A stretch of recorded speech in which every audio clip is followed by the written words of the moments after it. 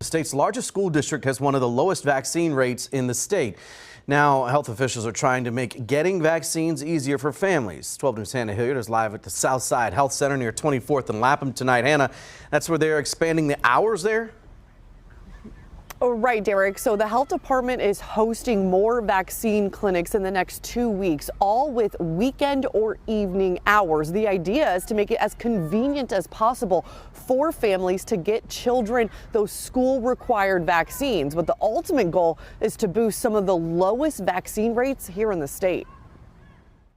We cannot do this work without collaboration. Standing between Milwaukee's mayor and the leader of the state's largest school district. We do not want to go backwards here in Milwaukee. We can do better. Health Department Commissioner Dr. Michael Todoritis encouraging parents to roll up their children's sleeves and get their school-required vaccines. We have lower rates. Why? Because our children don't have the access or don't have the means, or there's transportation barriers. Take the measles vaccine, for example. State Health Department records show only 56% of MPS kindergartners had the MMR vaccine last school year. That's far lower than other nearby districts like West Allis, sitting at 86%. And Wauwatosa at 94%.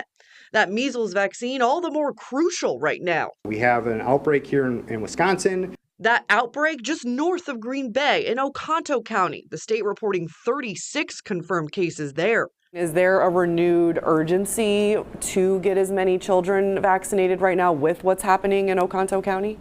It is. These viruses are very real. They have very long quarantine periods. So if your child is unvaccinated and is exposed to measles, they'll be out of school for up to 21 days.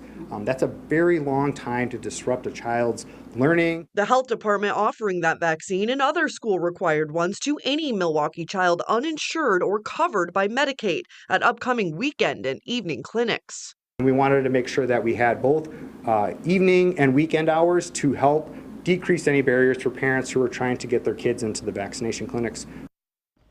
Hannah, that 50% rate for MPS, how does that compare to the rest of the state?